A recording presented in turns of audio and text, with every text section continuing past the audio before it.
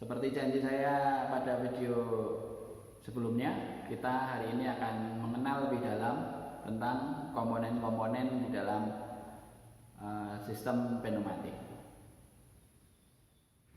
Jadi dalam sistem pneumatik ini bisa kita bagi kelompok. Yang pertama sumber tenaga. Sumber tenaga ini ya kompresor yang seperti kemarin kita sudah pelajari. Kemudian ada sensor. Sensor ini berupa katup, bisa jadi sensor-sensor elektronik ya, untuk elektropneumatik.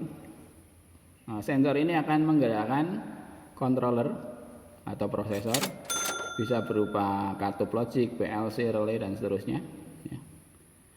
Prosesor ini akan membuat keputusan bagaimana aktuator akan bekerja ini. Nah, sebelum aktuator bekerja, aktuator digerakkan oleh driver aktuator. Bisa sebuah katup besar ya, katup utama yang akan langsung berhubungan dengan aktuator. Aktuator ini bisa silinder pneumatik seperti ini, bisa motor, bisa suction generator atau vakum generator ya. Ini. Nah, kita sudah belajar tentang sumber tenaga. Saya akan langsung mencoba bagian-bagiannya. Saya akan mulai dari aktuator kemudian sampai ke sensor. Ini adalah sebuah sistem pneumatik utuh.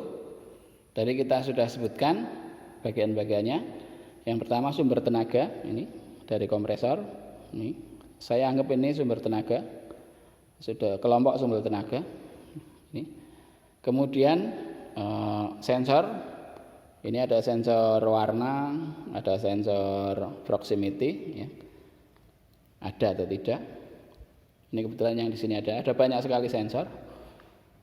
Ini dua diantaranya. Kemudian ini adalah controller.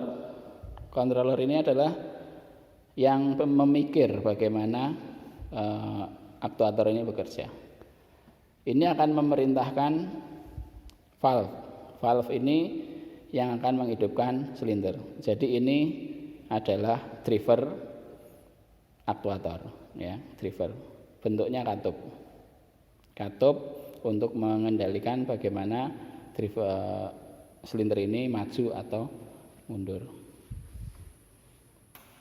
Baik, di sini sudah ada banyak komponen dari sistem pneumatik. Dari mulai sensor, katup sensor, katup controller, ya, terus katup driver, dan aktuator. Saya akan coba jelaskan lebih dekat satu persatu dari komponen-komponen ini. Yang pertama regulator.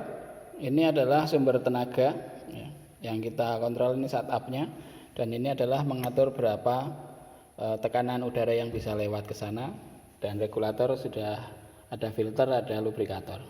Ya, kita bisa mengatur yang keluar ke sana. Ya.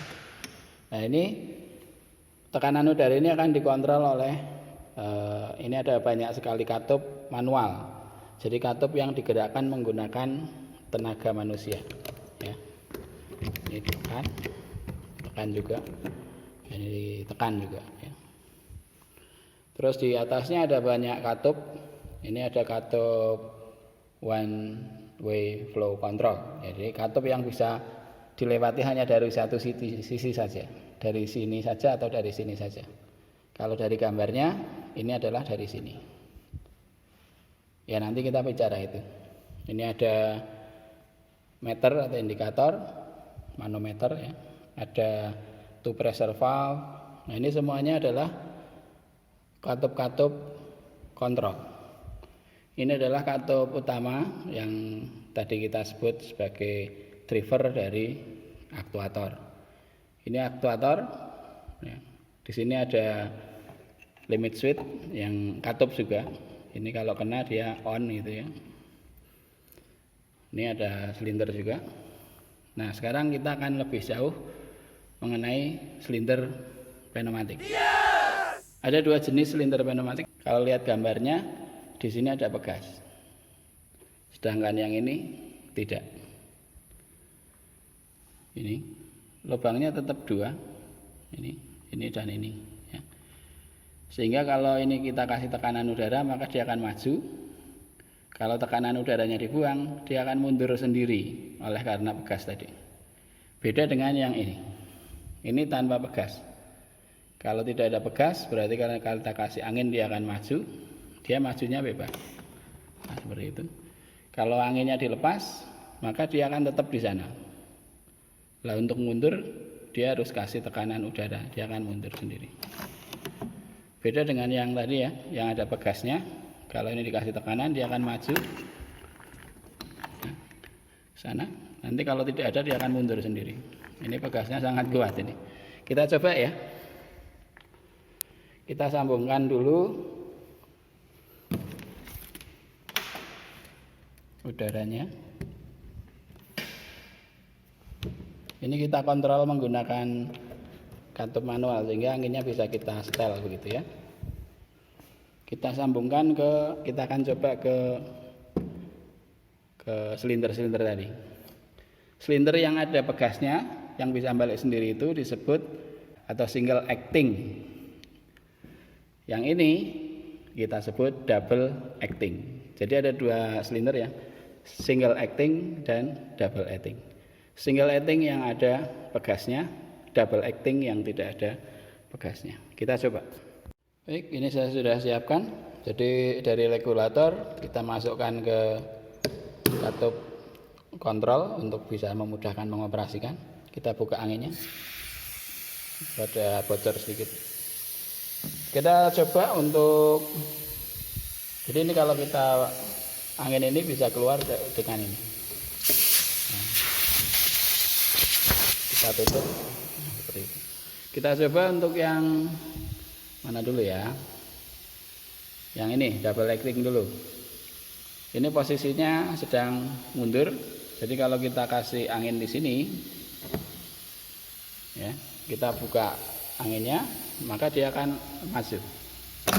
Nah, kalau ini kita tutup, ini masih tetap maju. Jadi kalau kita untuk dia mundur, ini harus dikasih tenaga. Gitu. Kita buka anginnya. Nah, seperti itu. Ditutup, buka, nggak ada lagi. Sekarang kita akan coba yang single. Kalau single acting kita kasih di belakang, dia akan maju dan menekan pegas. Kita buka anginnya. Nah, dia akan maju. Kalau anginnya kita tutup, nah dia mundur sendiri. Buka, tutup sendiri. Tanpa menekan yang pot B. Ya, tadi kita sudah lihat bagaimana silinder pneumatik bekerja. Kalau kita lihat di sini ada apa alat-alat sedikit itu ya, konektor. Itu sebetulnya apa toh? Jadi alat-alat ini adalah kalau lihat simbolnya itu adalah one way flow control, sama. One way flow control ini adalah mengatur aliran udara yang keluar atau masuk di sini. Sehingga kalau ini kita kasih buntu atau kasih udaranya keluar ke sedikit, maka saat dia maju ini bisa pelan karena yang angin yang mau di sini mau keluar kan terhambat begitu. Ya. Jadi kita bisa mengatur kecepatan maju atau mundur silinder dengan mengatur flow control ini. Ada 2, masuk dan keluar. Ini untuk setting maju, ini untuk setting mundur. Jadi kapan dia cepat maju atau cepat mundur terserah settingan kita. Tadi kita sudah mencoba mengoperasikan silinder pneumatik. Sekarang di depan saya ada banyak silinder pneumatik. Sebetulnya tidak hanya ini. Kalau butuh silinder pneumatik itu banyak sekali. Silakan cari di internet sesuai kebutuhan. Ada yang satu saja, ada 2 piston, ada yang tebal dan sebagainya, banyak sekali. Meskipun jenisnya banyak sekali, silinder itu ada dibagi 2, single acting dan double acting.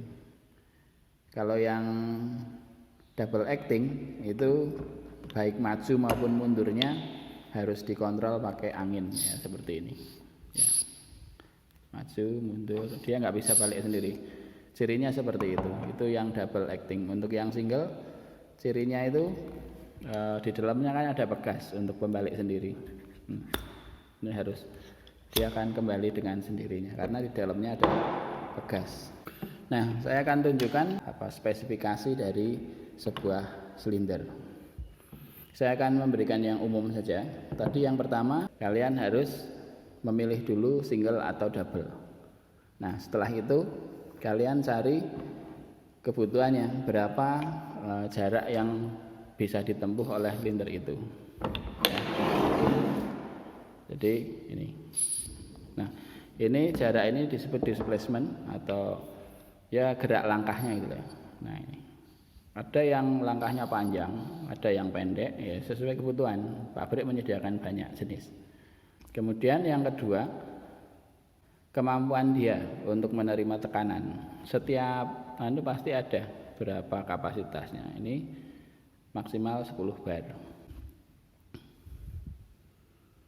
Ya. 9,9 kg force per cm atau 140 psi. Ternyata satuannya banyak sekali macamnya. Ya sesuai pabriknya dia menggunakan pressure apa. Yang ini sama 0,15 sampai 0,8 megapascal. Ya, jadi yang kedua yang harus kamu perhatikan dalam memilih silinder pneumatik adalah kemampuan dia menerima tekanan udaranya. Ya. Ini untuk nanti digunakan untuk setting dalam regulatornya. Ya.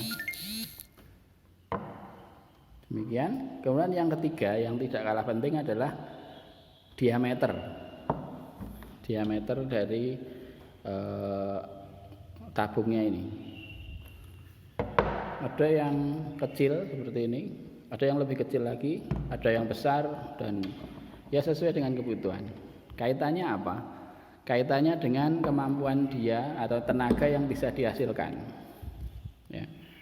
Sebagaimana sudah dijelaskan pada video pertama bahwa tekanan atau force yang dihasilkan di sini itu tergantung tekanan atau pressure dari udara ini dan luas area.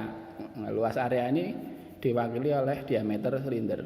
Nanti kamu bisa mencari luas penampangnya jadi berapa dengan hanya melalui penampang ini. Nah, dalam setiap silinder biasanya spesifikasinya sudah disebutkan di sini. Seperti ini contohnya 20 100 SA. 20 ini adalah diameter dari silindernya ini, diameternya. Kemudian 100 ini adalah langkahnya. Dia bisa stroke-nya bisa sampai maksimalnya dia berapa? 100 artinya 100 mm, berarti ada 10 cm dia bisa keluar. Jadi minimal 3 itu informasi untuk mencari sebuah silinder pneumatik. Kapasitas atau kemampuan tekannya, pressernya, yang kedua diameter silinder, dan yang ketiga stroke atau panjang langkah dari silinder tersebut. Jadi kalau misalnya ada silinder 20 SA misalnya, berarti ada 5 mm 20 mm stroke dan single acting. Data teknis dari sebuah silinder bisa dicari dari datasheet pabrik yang mengeluarkan. Itu lebih detail lagi, tetapi secara umum adalah seperti itu untuk menyebut sebuah silinder pneumatik. Kita sudah belajar tentang silinder pneumatik. Sebetulnya aktuator ini tidak hanya silinder, ada motor pneumatik dan ada vakum generator. Dua komponen itu kita belum punya, saya belum bisa menunjukkan. Kamu bisa cari di YouTube mengenai vakum generator dan motor pneumatik. Semuanya sudah ada di modul, silakan dibaca. Untuk tambahan carilah di YouTube. Oke, selamat pagi dan tetap semangat.